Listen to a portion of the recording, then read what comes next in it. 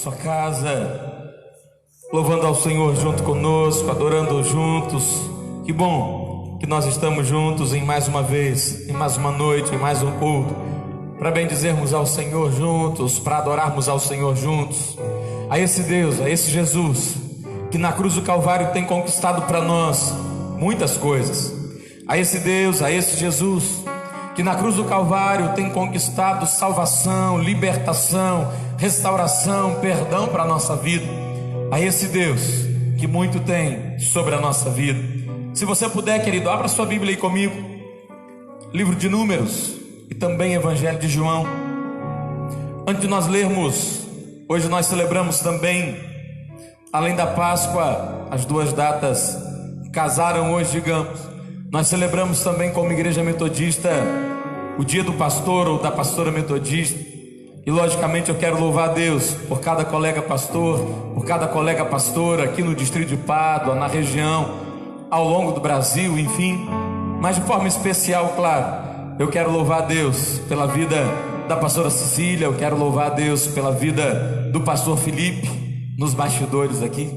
Eu quero louvar a Deus pela vida deles. A pastora Cecília já iniciou o culto.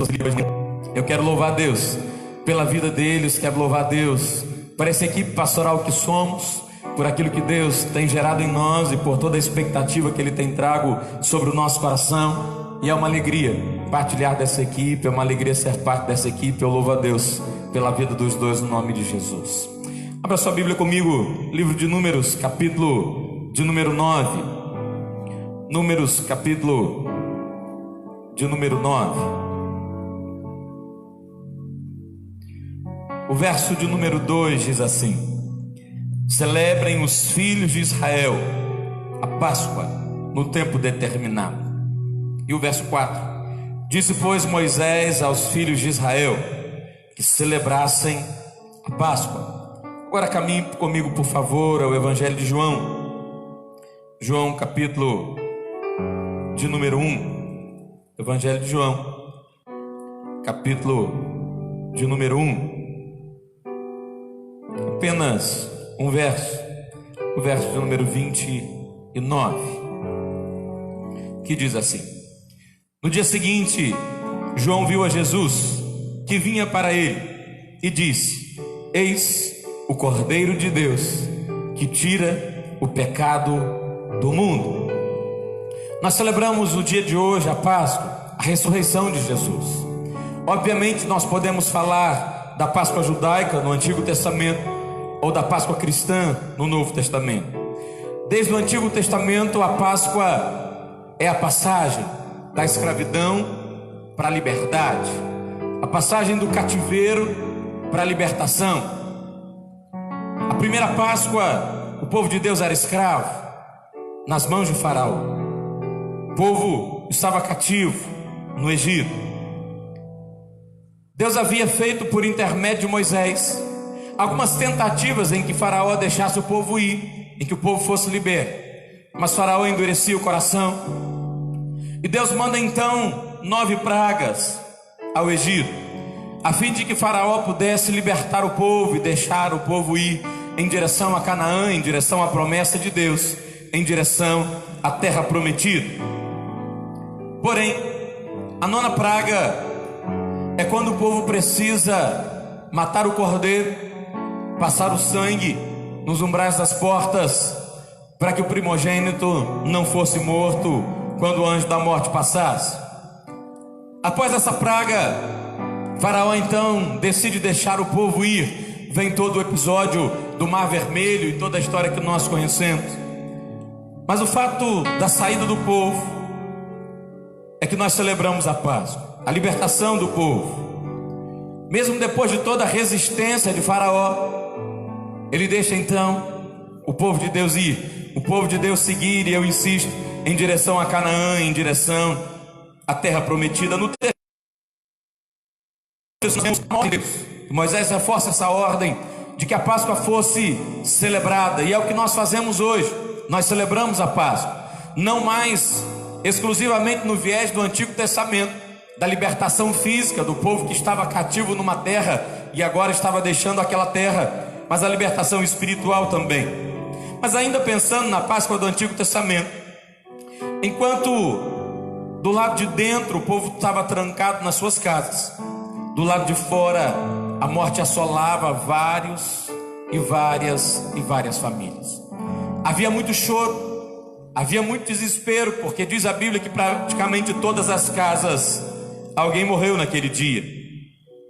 Havia choro, havia pavor, e era isso que era ouvido, enquanto o povo de Israel estava dentro das suas casas. E eu li um texto do pastor Giovanni Zainotti ontem, que eu quero partilhar apenas um trecho com você. Um paralelo. Tantos anos depois, estamos nós vivendo dias semelhantes a esses, aos do Antigo Testamento. Ouvimos a todo instante: fique em casa.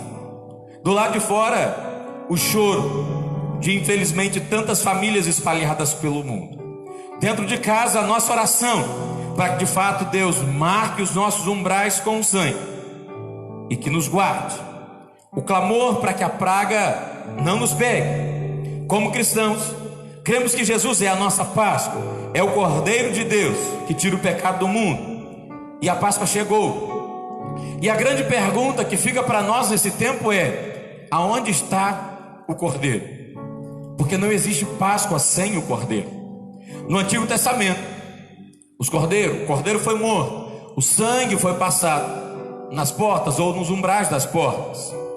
No Novo Testamento, Jesus é o Cordeiro Santo de Deus, ou na expressão de João: eis o Cordeiro de Deus que tira o pecado do mundo. Mas será que hoje nós temos o Cordeiro?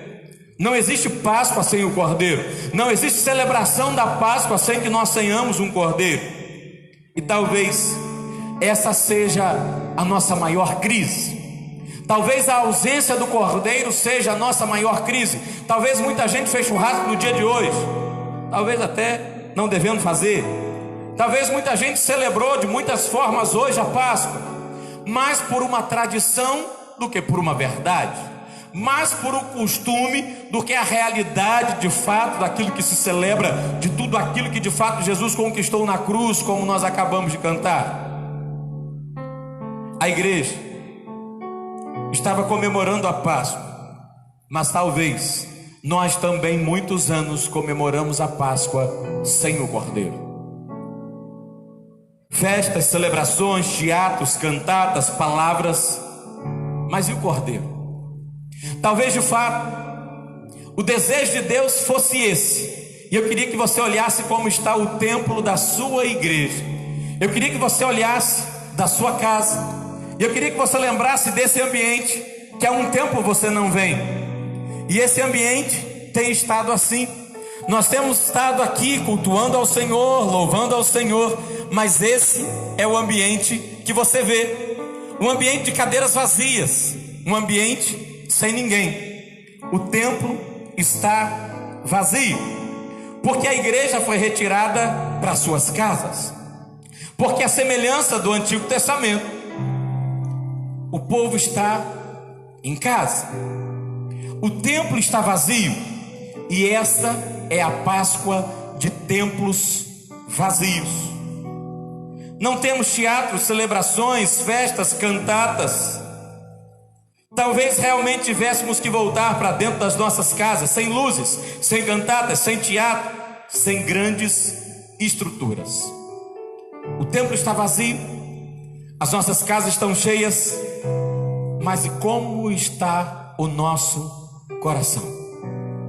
O templo está vazio, como você viu, as nossas casas estão cheias, mas como é que está o nosso coração? Vazio ou cheio? E caso ele esteja cheio, cheio de quê? Será que de fato ele está cheio daquilo que é o principal, daquilo que é a data, daquilo que nós celebramos? Nós nos alegramos pelos chocolates que temos. Talvez alguns se entristecem pelos chocolates que não tiveram. Ou nós nos alegramos por ter a Jesus? Ou nós nos alegramos por ter o Cordeiro de Deus? Ou nós nos alegramos pela presença de Jesus de fato sobre a nossa vida, sobre a nossa casa, sobre a nossa família? E aí, querido, a gente precisa entender Páscoa sem Jesus é mentira, porque não existe coelhinho da Páscoa. A ficção até nos ensina isso. Na ficção a gente até entende que existe coelhinho da Páscoa, a gente precisa comprar ovo de Páscoa, nem recuso. Mas essa não é a Páscoa. A Páscoa verdadeira tem o Cordeiro de Deus. A Páscoa que não tenha o Cordeiro não é Páscoa verdadeira, é mentira. E o que é que nós celebramos então hoje? Uma verdade ou uma mentira?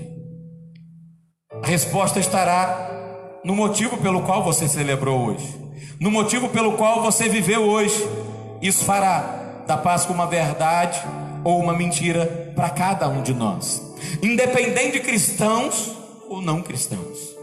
Mas o fato é, ainda que a gente possa, ainda que alguém possa não declarar uma fé, ainda que alguém possa não declarar uma crença, a verdade é que todo mundo hoje de alguma forma celebrou a Páscoa. Por exemplo, é possível que muita gente tenha comprado chocolate, ainda que se diga que não tem uma religião, porque está celebrando a Páscoa. Mas não existe Páscoa sem o Cordeiro, portanto, de alguma forma nós estamos falando de Jesus. Mas o fato é, nós estamos falando de meias verdades ou de uma verdade inteira, de uma verdade absoluta. A cruz veio trazer libertação e salvação. Nós estamos em casa nesse tempo por um motivo: pela pandemia, por aquilo que assola o mundo. Nós estamos em casa por conta do vírus Covid-19. Nós estamos em casa para não sermos contaminados. O país parou, o comércio parou e assim por diante, por conta de uma epidemia, de uma pandemia. E o aviso é: fique em casa para não ser contaminado, ou para que tenha menos risco de ser contaminado. Fique em Deus para que você não seja contaminado pelo vírus do pecado. Se nesse tempo nós estamos ficando em casa para não ser contaminado pelo vírus da Covid-19, nós precisamos aprender a ficar em Deus para não sermos contaminados pelo pecado. Porque o pecado que tem nos contaminado tem matado as nossas famílias. O pecado que tem nos contaminado tem arruinado o nosso emocional. O pecado que tem nos contaminado tem nos feito fazer uma série de coisas. O pecado que tem nos contaminado tem nos levado a uma série de atitudes. O pecado que tem nos contaminado tem nos levado a fazer uma série de coisas. E eu e você precisamos aprender: fique em casa por conta da Covid. Fique em casa, mas fique em Deus por causa do pecado. Porque se o coronavírus tem o poder de trazer sobre nós uma doença, uma enfermidade, nos assolar e infelizmente levar muitos à morte, o pecado também tem esse poder. Porém, numa diferença: o pecado tem o poder de nos matar espiritualmente e eternamente. E aí nós precisamos aprender a ficar em Deus para não sermos contaminados pelo pecado. Quem é contaminado pelo vírus da Covid-19 vai para o isolamento total, sem contato com ninguém. E é o que até muitos pais postavam sobre isso. Imagine ter um filho contaminado e você não poder ter contato com ele. Imagine, infelizmente, entes queridos que não puderam ficar com os seus entes queridos internados por conta do isolamento, e tão pouco depois puderam enterrar corretamente, porque também não se pode ter tanto contato. O fato é, se o vírus nos isola, a contaminação pelo vírus do pecado também nos afasta de Deus. A contaminação pelo vírus do pecado também nos isola de Deus. Já diria o profeta Isaías que os nossos pecados fazem divisão entre nós e o nosso Deus, que os nossos pecados nos afastam de Deus. A contaminação pelo vírus nos isola das pessoas, mas o pecado nos isola, nos afasta de Deus. O nosso reconhecimento, nosso pedido de perdão traz sobre nós, sim, perdão, salvação, restauração, renovo. A cura traz renovo e restauração sobre a nossa vida. E é exatamente isso que a cruz veio fazer. É exatamente isso que Jesus veio fazer. É exatamente isso que a Páscoa significa: salvação, libertação, renovo, restauração, perdão. Eis o Cordeiro de Deus que tira o pecado do Esse é o anúncio de João Batista. Eis o Cordeiro de Deus que tira o pecado do mundo. O mundo, eu, você, cada um de nós, tira de nós individualmente. Ao contrário do vírus, que a gente não vê e a gente nem sabe onde ele está, o pecado também a gente não vê, não vou entrar nos detalhes, mas a gente também não vê, mas a gente sabe quando está com ele, a gente sabe quando está contaminado. E eu quero que você entenda algo, querido. A ausência de pecado na nossa vida não significa falta de vontade de pecar. A ausência de pecado na nossa vida não significa falta de vontade de pecar, mas revela o nosso amor por Deus.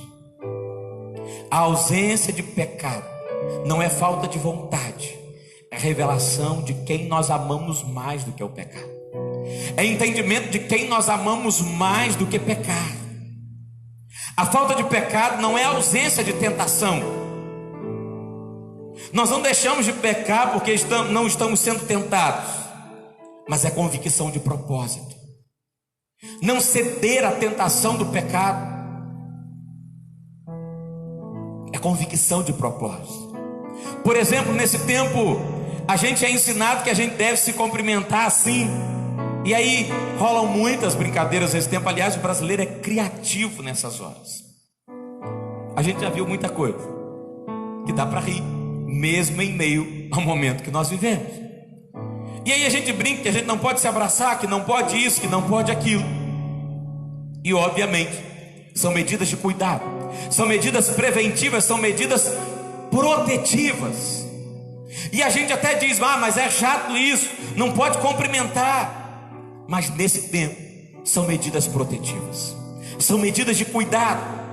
E quando nós entendemos que há um propósito sobre a nossa vida, quando nós entendemos que há um propósito de Deus sobre nós, nós passamos a tomar medidas protetivas para não comprometer o propósito. Não pecar. Não coloque a mão aqui porque pode estar contaminado. Não entre em casa calçado porque pode levar a contaminação. São as recomendações que nós temos nessa época. Não tocar em algumas coisas é porque nós decidimos não contaminar o propósito. Não tocar em algumas coisas, não fazer algumas coisas, é porque nós decidimos conservar o propósito da cruz. É porque nós decidimos conservar a nossa saúde espiritual. É porque nós decidimos nos manter na cruz. É porque nós decidimos nos manter em Cristo. É porque nós decidimos nos manter espiritualmente bem. A Páscoa é passagem. Literalmente, o sentido da Páscoa no Antigo Testamento e também para o Novo é passagem.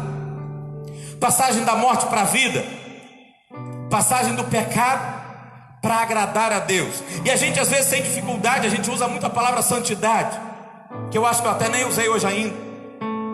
Santidade significa agradar a Deus. Troque a palavra santidade e diga: eu não decidi ter santidade. Diga: eu decidi agradar a Deus. Eu não faço isso, é porque eu decidi estar em um propósito. É porque eu decidi viver desta forma. É porque eu entendi de viver de uma forma que agrade a Deus, que exalte a Deus. Pode ser que nesse tempo a gente olhe para alguém e diga assim: é estranho encontrar com alguém de máscara na rua. Medida protetiva, ela está cuidando da saúde dela. Às vezes a gente olha para alguém e diz assim: nossa, mas fulano não sabe, não faz tal coisa, fulano não faz tal coisa. Medida protetiva contra o pecado, está cuidando da saúde espiritual dele. Por mais estranho que seja olhar alguém na rua de máscara, é alguém que está dizendo: eu estou cuidando da minha saúde. Quando a gente encontra alguém de luva, é alguém que está dizendo: eu não quero ser contaminado. Deixar de fazer algumas coisas e fazer algumas coisas é como quem diz: eu não quero ser contaminado pelo pecado, eu não quero ser atingido pelo vírus do pecado, eu não quero morrer de forma espiritual pelo vírus do pecado. Ou seja, é uma decisão. Quem diz que é bonito andar de luva na rua? Quem diz que é bonito andar de máscara na rua? Ninguém está pensando se é bonito ou se é feio. Estão se pensando em cuidar da saúde.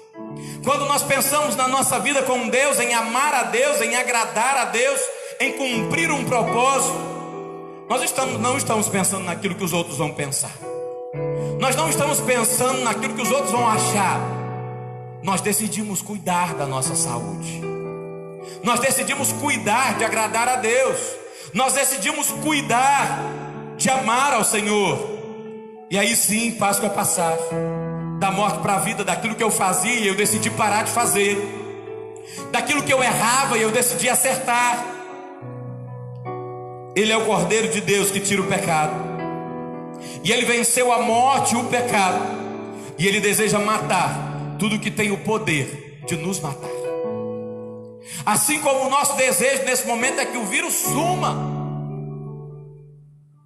o desejo de Deus também é matar tudo aquilo que tem o poder de nos matar espiritualmente, tudo aquilo que tem o poder de arruinar o propósito. E eu sei, querido, a gente cantou agora há pouco, tudo que Jesus conquistou na cruz é direito meu, é minha herança. Mas aqui tem dois detalhes. Um é que herança é para filho, é que herança é para quem tem direito. Portanto, Páscoa de verdade é para quem sabe quem é Jesus. Páscoa de verdade é para quem decidiu reconhecer a Jesus de verdade, porque herança é dada a quem tem direito. Salvação é dada a quem tem direito, e não tem nada a ver com merecimento, tem a ver com reconhecimento. Salvação não tem a ver com merecimento, não tem a ver com um ser bom e o outro ser ruim, nada a ver. Salvação tem a ver com reconhecimento, com reconhecer quem Cristo é, com o reconhecimento de quem Cristo Jesus é, e com o reconhecimento de que eu decidi agradar a esse Deus, de que eu decidi agradar a esse Jesus. E o que eu quero que nós entendamos, querido, é que é verdade.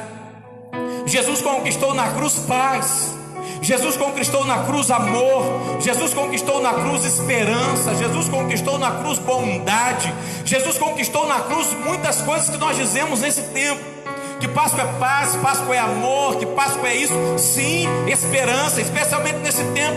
Páscoa é tudo isso, mas tem um detalhe fundamental, preste atenção, querido. Páscoa é salvação em Cristo Jesus. Páscoa é passagem da morte para a vida, e essa é a principal mensagem da Páscoa, essa é a verdade absoluta da Páscoa, esse é o tema central da cruz: salvação. E querido, pensa comigo, o que o governo nos recomenda nesse tempo é, para não ter um colapso na saúde e muitos morrerem, fique em casa.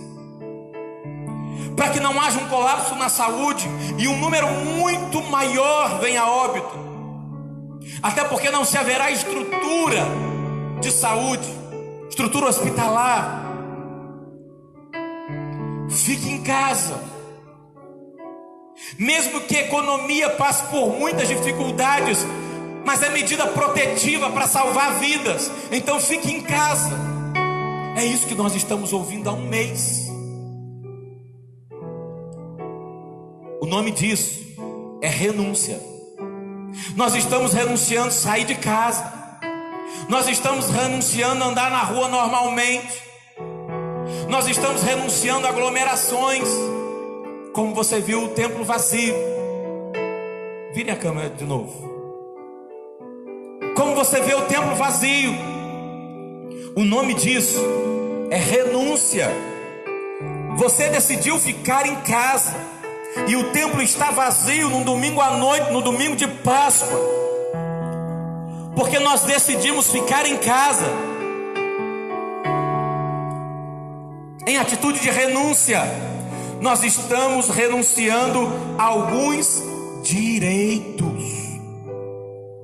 Irmão, olha que estranho. Ir e vir é um direito básico. Sair de casa, andar, é um direito básico. Esse direito temporariamente, de certa forma, nos foi tirado, nos foi privado.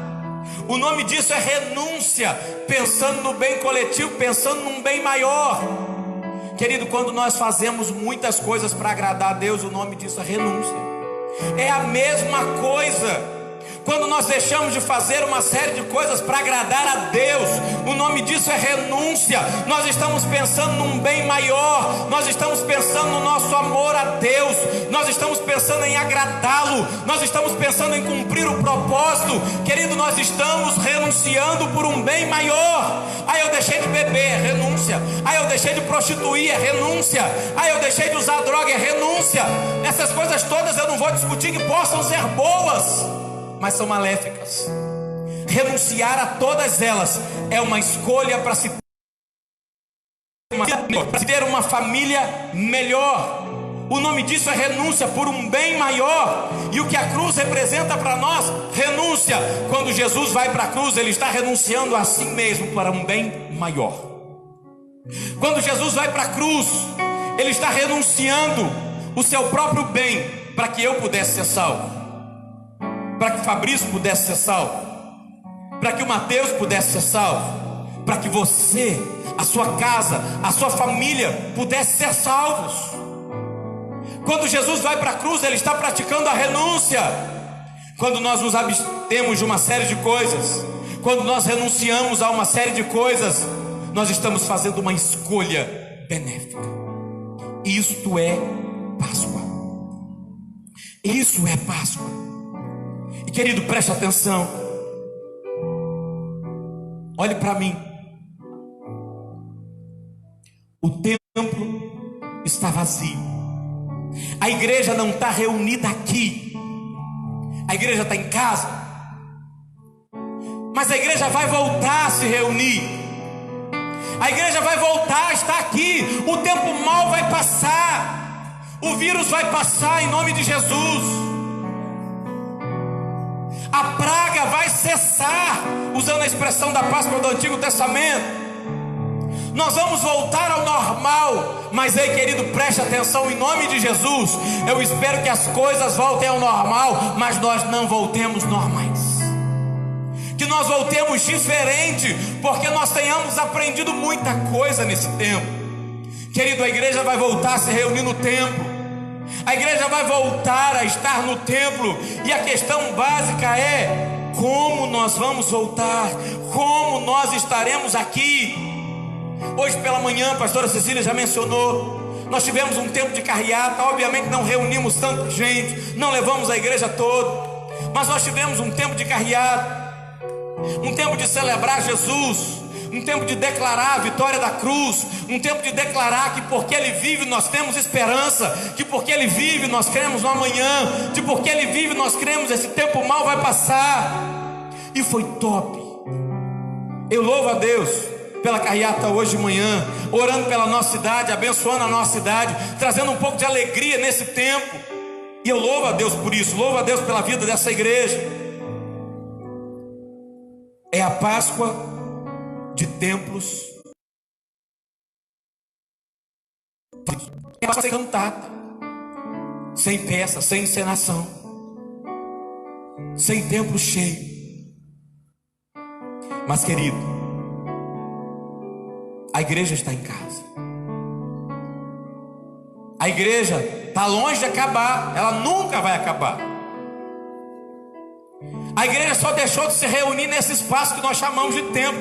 Mas a igreja está aí, bombando e muito viva. Você está aí na sua casa, glorificando a Deus, exaltando ao Senhor.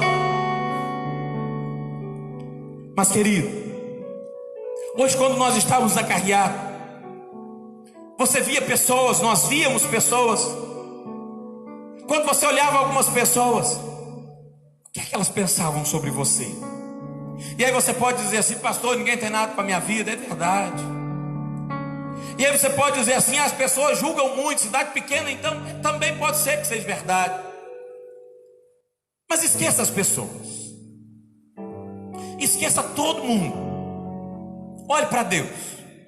Qual é o testemunho que quando a vida está normal e a gente vai no mercado todo dia, a gente vai na faculdade, a gente vai na escola, a gente vai no trabalho, a gente vai aonde a gente quer? Qual é o testemunho que nós damos? Por exemplo, é bacana ser igreja na hora do culto, é bacana ser igreja na carreata, e tudo isso é de Deus. Mas qual é o testemunho que nós temos? Que o tempo da quarentena seja o tempo de nós revermos o nosso testemunho, para que quando a igreja volte para a rua, para que quando a igreja voltar para o templo, ela testemunhe que de fato Jesus vive, que de fato Ele é Senhor e tem marcado a nossa vida. Que quando a igreja voltar para a rua, ela volte ainda melhor, declarando que Jesus Cristo é o Senhor. Quando nós voltarmos para a rua, que a gente volte declarando: sim, Ele ressuscitou, Ele vive em mim, eu vivo para Ele. Essa é a mensagem da cruz: salvação, restauração, transformação, passagem da morte para a vida. Ele vive em mim. E esse é o testemunho que Ele nos chamou a ter. Que quando a igreja voltar a sair de casa, que quando a igreja estiver na rua de novo, novamente, as coisas voltem ao normal. E a gente espera que a economia volte ao normal, que Deus faça um milagre e seja ainda melhor, mas que a gente não volte ao normal. Querido, eu tenho tido uma experiência de confinamento dessa, de tudo parar. Eu acho que a gente nunca imaginou viver. A gente não pode voltar normal depois de uma experiência dessa, depois de viver a Páscoa junto com essa experiência. Querido, no nome de Jesus, não dá para nós sermos as mesmas pessoas mais. A gente precisa voltar cheio de Deus, a gente precisa voltar queimando pelo Senhor. E se a Páscoa de hoje o templo está vazio, que é de ano que vem a gente lote ele para celebrar Jesus junto.